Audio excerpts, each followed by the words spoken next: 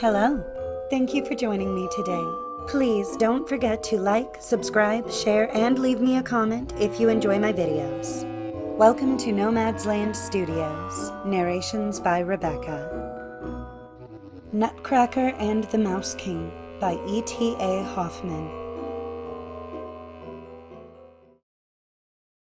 Chapter 10. Uncle and Nephew.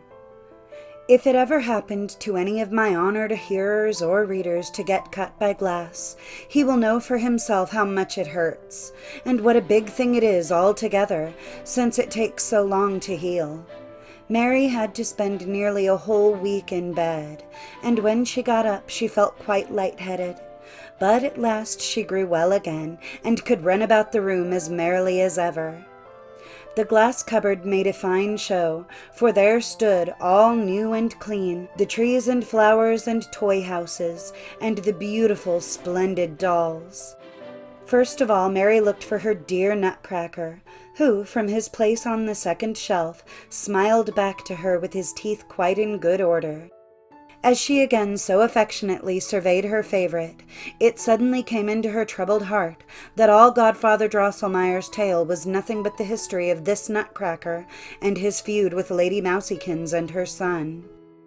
Now she saw that her Nutcracker could be no other than young Drosselmeyer of Nuremberg, the Godfather's handsome nephew, so unhappily transformed by Lady Mousykins. For, that the skillful clockmaker of the court of Pirlipat's father was nobody but Councillor Drosselmeyer himself, Mary had never doubted for a moment, even while listening to the tale. "But why did your uncle not help you? Why did he not help you?" lamented Mary, as she always more and more vividly conceived the idea that in that battle of which she had been a witness, Nutcracker's kingdom and crown were at stake. Were not all the other toys his subjects, and was it not sure that the court astronomer's prophecy would be fulfilled, and young Drosselmeyer become king of Toyland? Wise Mary went on turning the matter over in her mind, till she believed that Nutcracker and his vassals had actually the life and motions which she attributed to them in her imagination. But it was not so. Everything in the cupboard remained stiffer and stiller than ever, and Mary, resolutely clinging to her inner conviction, put the blame of this on the continued enchantment worked by Lady Mousykins and her seven-headed son. "Yet," she said out loud to the Nutcracker, "if you are not in a condition to move yourself, or to speak to me the least little word, I know, dear Herr Drosselmeyer, that you can understand me, and my goodwill to you, so you may count on my assistance in the hour of need. At all events, I will ask your uncle to give you the aid of his skills where it is necessary." Nutcracker remained quiet and still, but to Mary it seemed that a light sigh breathed through the cupboard door, the glass panes thrilling forth almost inaudibly, but in wondrously sweet tones, as if a small bell note were singing, "Mary mine, protectress dear, I will be thine, O Mary dear." In the ice-cold shudder which came over her, Mary yet felt a strange joy.